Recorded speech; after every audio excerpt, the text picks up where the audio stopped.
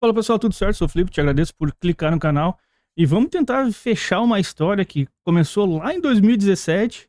Não vai fechar mesmo, mas a gente vai tentar entender um pouco melhor o que está acontecendo.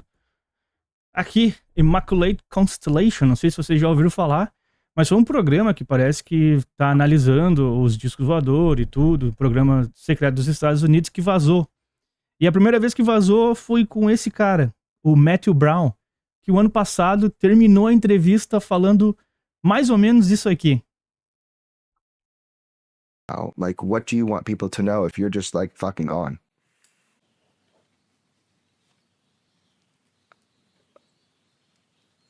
You are not free. And this reality has far more to it than you have been allowed to believe. And God is real. Tá aí, esse foi o Matthew Brown, o ano passado, falando a respeito da Immaculate Constellation. Ele deu uma entrevista pro Jeremy Corbell.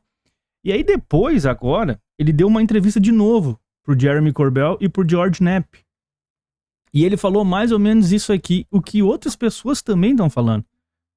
Vamos ver o Matthew Brown de novo. Agora, foi essa semana que ele deu essa entrevista, apareceu. Vamos ouvir mais um pouquinho do Matthew Brown aqui. What happened with it? I mean, maybe they changed the name.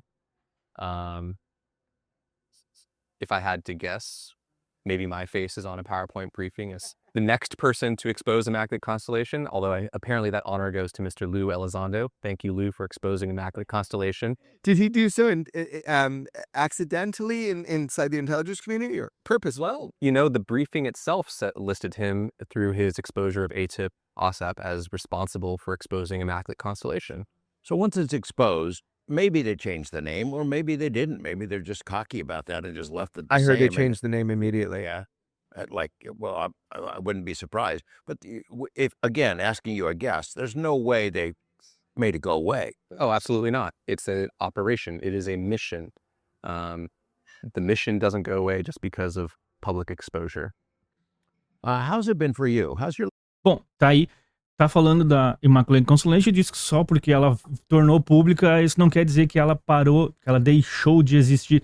E isso também nos leva a que o Jesse Michaels conversou com UAP Gurb, tá aqui embaixo o nome da fera, UAP Gurb, e eles conversaram mais ou menos a respeito disso também. Então vocês estão vendo assim, o cara, o ano passado, revelou, hoje ele veio de novo, e a gente vai ter ainda o Joe Rogan falando, e vamos fechar isso aí. Vamos ouvir agora o Jesse Michaels e UAP Gurb falando mais ou menos a mesma coisa que o Tom DeLonge falou lá em 2017. A gente vai chegar lá. And I do think, you know, some people don't give Tom DeLonge enough credit for modern disclosure. Oh my goodness, yeah. Because like so many people just wouldn't even be into the subject, I think, if it weren't for Right. a lot of what he got out. And I do think he, on his own, organically made a ton of connections, poked the bear a lot. Yeah. To the effect of a lot of these guys coming out to him, and he kind of, I think, put a lot of this stuff together. And so, yeah, maybe there, you know, ulterior motives Yeah. with some of the people But not involved. Tom. But Not- I don't think Tom no. had ulterior motive. I think he had very genuine, you know. He was a trailblazer. Yeah, with a I lot of think this so. stuff. Yeah. I also think a strong argument can be made. He was exposed to some pretty radical stuff, whether this was authorized or unauthorized disclosures. If you look at his appearance on Joe Rogan back in 2017, October of 2017, this was like the radical time that he came out and talked about TTSA. There's something that really caught my eye there, and I think a strong argument can be made. Tom DeLonge was exposed to elements of Immaculate Constellation. Yeah. Oh, interesting. We know Really? Immaculate Constellation as the USAT Matthew Brown was exposed to, that began in 2017, that utilized U.S. Intelligence platforms, overhead platforms, implying NRO with spy satellites and overhead collection platforms, probably NGA, and numerous various intelligence gathering systems to monitor both non-human craft and alien reproduction vehicles.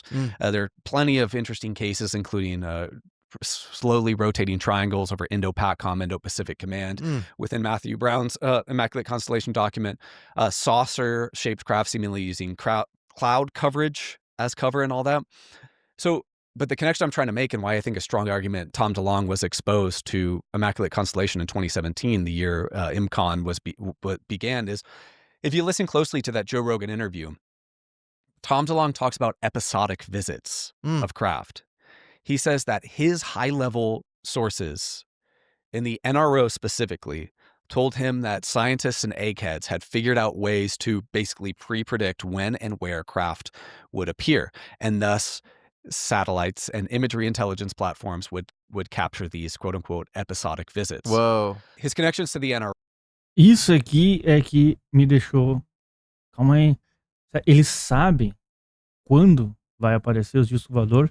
Eles conseguiram prever quando vai acontecer essas coisas. Mas vamos ver o que o Tom DeLonge falou lá em 2017 pro Joe Rogan. Tá aqui. Tom DeLonge, o cara do Blink-182, o maluco do Blink, falou isso e todo mundo achou que ele era maluco. Até o Joe Rogan, na época, assim, tirou ele pra bobo na entrevista. Vocês vão ver, mas se vocês quiserem ver, né? Tá aí o Joe Rogan, 1029, tá aqui o número do coisa. Só procurar. Vamos ver o que eles estão falando. Coming into our atmosphere. Oh shit, I don't know, but I've had quite a few discussions. One of the people I've been in contact. One of my advisors was from the National Reconnaissance Office, high up, and they call it episodic visits. That's all I know. Episodic, meaning like they have time periods where they like. I saw a paper where they semesters. I figured out the Department of Defense figured out a physicist there. An algorithm of how to compute when the things fly in and collect smaller ships, like motherships, small ships, at what longitude and latitude, and what essentially what orbit it would land at when it would collect these other machines, and so they tested that, and all I know is it was successful. So you think this is happening on a very frequent basis? Well, let me tell you the rest of the story. Okay. So and this is. Então, daí agora ele vai entrar no resto da história, mas viu ali, ele tá falando assim, isso acontece em períodos.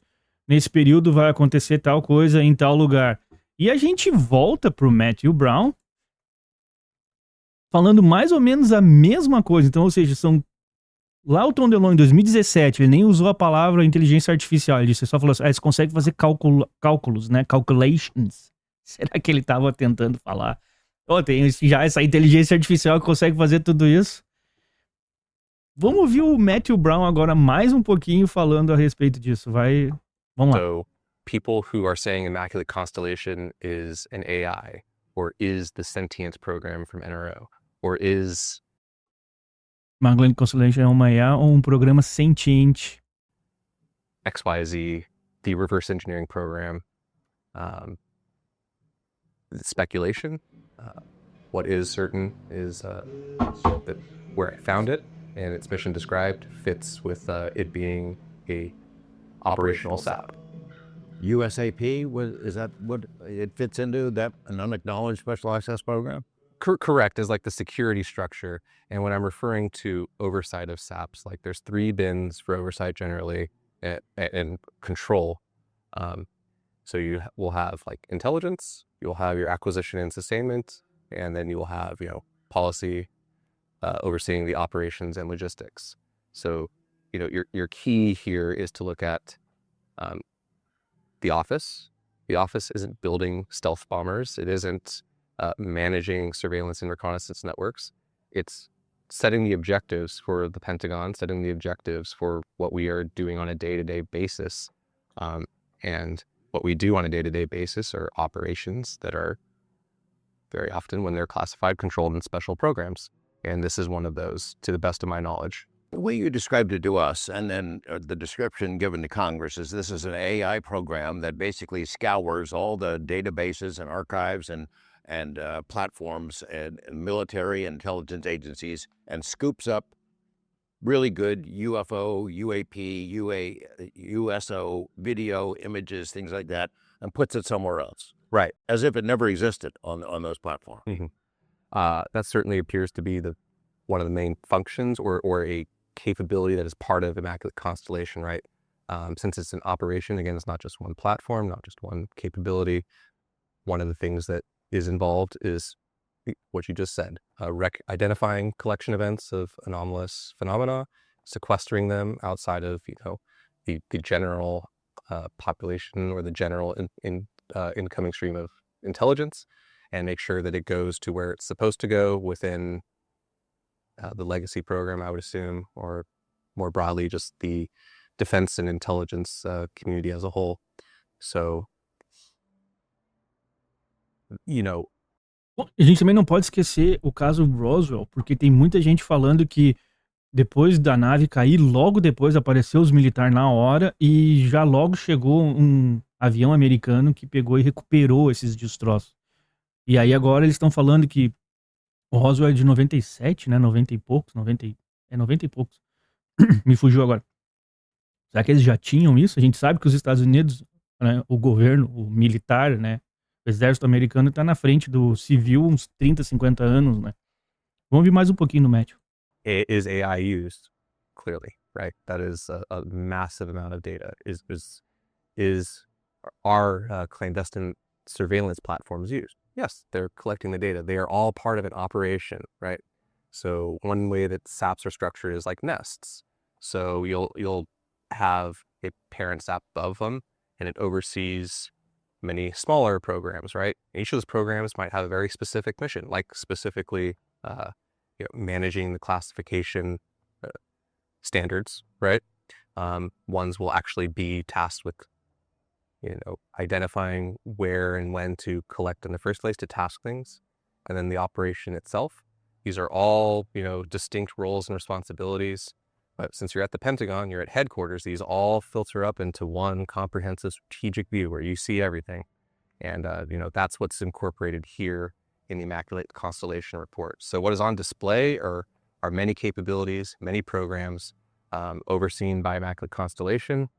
That's a pretty good summary. You know what people have said is Bom, tá aí o Matthew Brown falando a respeito da Immaculate Constellation, que nos levou a UAP GURB falando do Lou Elizondo e também falando do Tom DeLonge lá em 2017.